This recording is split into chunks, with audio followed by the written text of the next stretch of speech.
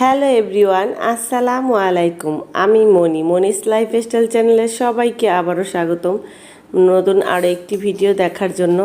কাছে কিংবা দূরে যে যেখানে বসে আমার আজকের ভিডিওটা দেখছেন, আশা করি সবাই ভালো আছেন, সুস্থ আছেন। সবার সুস্থতা কামনা করে আজকের ভিডিওটা শুরু করলাম। কয়েকদিন একটানা বৃষ্টি হওয়ার পরে আজকে সকালবেলায় দেখি অনেক রোদ উঠেছে। বাসার মধ্যে যে কাপড়গুলো ভিজা ছিল গতকালকের, সেগুলো আমি সকালবেলায় ব্যালকনিতে দিয়ে দিয়েছি, আর এই শুকিয়ে গেছে নিয়ে আসলাম। চিন্তা করলাম যে রান্না করতে গেলে দেখা যায় যে একেবারে দেরি হয়ে যাবে, তাই এই কাপড়গুলো গুছিয়ে নিই। একটু পরে হেল্পিং হ্যান্ড চলে আসবে, আবার কাপড় ধুয়ে দেবে, সেগুলো আর মেলার জায়গা থাকবে না। সেজন্য এই কাপড়গুলো গুছিয়ে আমি এদিকে নিচ্ছি রান্না করার আগে। একটু কষ্ট হলেও সময়ের কাজটা সময়ে করে নিলে দেখা যায় যে আমাদের সব কাজগুলোই সহজ হয়। আর একটু পরে করব বলে রেখে দিলে ওই কাজটা পরে করতে গেলে অনেক বেশি কষ্ট হয়। তখন দেখা যায় বিভিন্ন কাজের ব্যস্ততায় ওই কাজটা করতে অনেকটাই কষ্ট হয়ে যায়। ভিডিও শুরুতেই পুরনো সেই রিকোয়েস্ট, আমার ভিডিওটা যারা ক্লিক করে দেখা শুরু করেছেন, ভিডিও শুরুতেই ছোট্ট করে একটা লাইক দিয়ে দিবেন। আপনার একটা লাইক আমার কাছে অনেক দামি। আমার ভিডিওটা দেখতে দেখতে যারা এখনও আমার সাথে আছেন, ভিডিওটা শেষ পর্যন্ত দেখবেন। আশা করি শেষ পর্যন্ত দেখলে আপনাদের কাছে ভালো লাগবে। আর আমার ভিডিওটা যদি কোনো কারণে ভালো লেগে থাকে, আমার চ্যানেলটি যারা এখনও সাবস্ক্রাইব করেননি, আমার ভিডিওটা আজ প্রথম দেখছেন, প্লিজ আমার চ্যানেলটি সাবস্ক্রাইব করে দিবেন। পাশে থাকা বেল আইকনটি ক্লিক করবেন, যাতে আমি নতুন কোনো ভিডিও দেওয়ার সাথে সাথে ভিডিওর নোটিফিকেশনটা আপনাদের কাছে খুব সহজেই পৌঁছে যায়। আপনাদের সাথে কথা বলতে বলতে আমি কিন্তু অলরেডি মাছ রান্নাটা বসিয়ে দিয়েছি, আর অন্য এক চুলায় আমি ভাত রান্না বসিয়েছি। যাই হোক, যেটা সহজেই আমি রান্না বসাতে পারি, যেদিন দেখা যায় যে আমি কোনো কিছুই রান্নার জন্য গুছিয়ে নিইনি, তখন আমি যেই রান্নার জন্য কিছু গুছাতে হয় না, সহজেই রান্না বসাতে পারি, সেটা রান্না বসিয়ে আমি বাকি সব কিছু গুছিয়ে নিই রান্নার জন্য। গুছিয়ে নেওয়ার পরে সব রান্নাগুলো দেখা যায় তিনটা চুলা যেহেতু আমি একসাথে বসিয়ে দিতে পারি একে একে। আর এই তো এদিকে আমার মুরগির মাংস রান্নাটাও কিন্তু অলরেডি হয়ে গেছে। আর এদিকে চুলায় আমি একটু পোলাও রান্না বসিয়ে দিয়েছিলাম। যাই হোক, পোলাও রান্নাটা বসিয়ে আমি বাইরে গিয়েছিলাম, এসে দেখি পোলাওটা প্রায় হয়ে গেছে। সেজন্য আমি এখন শেষ পর্যায়ে এসে একটু ঘি দিয়ে দিচ্ছি। এই ঘিটা আমি নিজেই বানিয়েছি বাসায়। যাই হোক, আমি অনেক বছর যাবত এই ঘি কিনে খাওয়া হয় না, আমি বাসায় ঘি বানাই আমার যতটুকু দরকার হয়। নিজের হাতে বানানো ঘিয়ের সাথে আসলে কেনা ঘির তুলনা হয় না। আর এদিকে পোলাও রান্নাটা আমি আরেকটু ভাবে বসিয়ে দিলাম ঘিটা দিয়ে। আর আমি একে একে কিন্তু সব রান্নাগুলো অফ ক্যামেরায় করে নিয়েছি।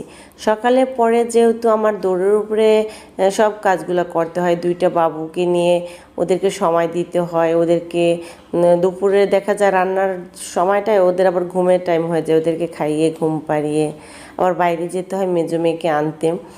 সব মিলিয়ে অনেকটা দৌড়াদৌড়ির উপরে থাকি, সেজন্য আর ওইভাবে ডিটেলস আজকে রান্নাটা শেয়ার করতে পারিনি আপনাদের সাথে। বাসায় একটা ড্রাগন ছিল, ভাবলাম যে গোসলের আগে মেয়েদের এই ড্রাগনটা একটু কেটে দিই। আমার মেজো মেয়ে আর ছোটো মেয়ে ড্রাগন খেতে খুব বেশি পছন্দ করে।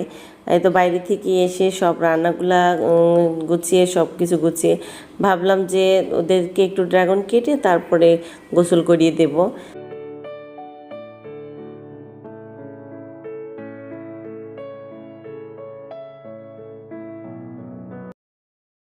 আসলে আজকের এত ব্যস্ততার কারণটাই আপনাদেরকে বলিনি এতক্ষণে। যাই হোক, আমার ছোটো বোন বেড়াতে আসবে আজকে ওর মেয়েদেরকে নিয়ে। মেহমান আসলে এমনিতেই একটু ব্যস্ততা থাকি, কিন্তু আমার ছোটো বোন আর আমি এক জায়গায় না হলে দেখা যায় কি অনেক গল্প করি, দু বোন মিলে এত গল্প করি, সব কাজ এলোমেলো হয়ে থাকে। অনেক দিন পর যেহেতু দেখা হয়, অনেক গল্প জমা হয়ে থাকে, আর এত গল্প করি যে বাসার সব কাজ রেখে মাঝে মধ্যে যে গল্প করতে বসে যাই। কাজ তো সারা বছরেই করি, সেজন্য বোন আসলেও জমিয়ে বোনের সাথে মিলে গল্প করি।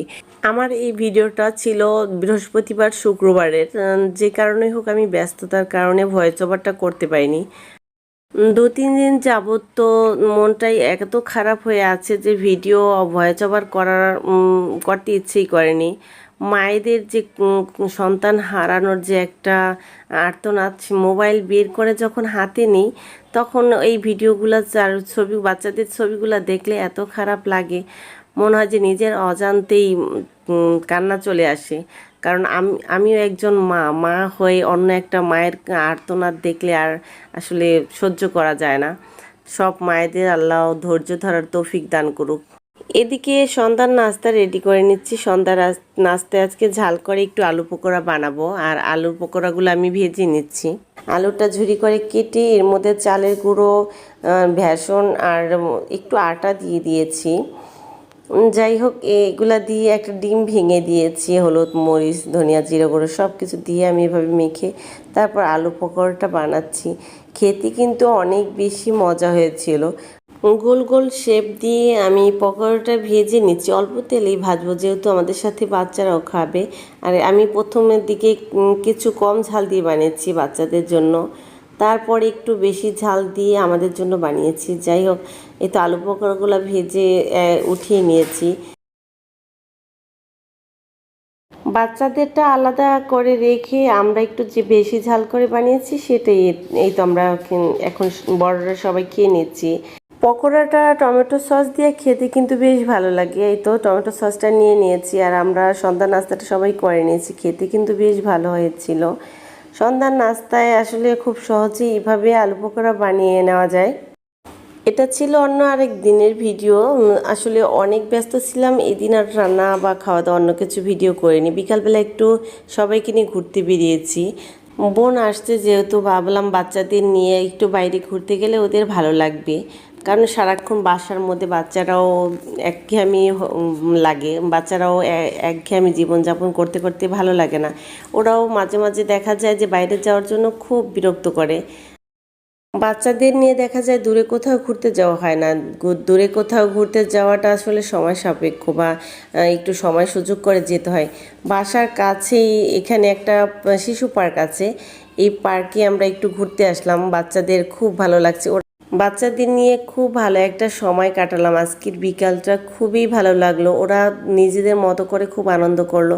আর পার্কে তো অনেক ভিড়, দেখে বুঝতেই পারছেন যে কি পরিমাণে ভিড়।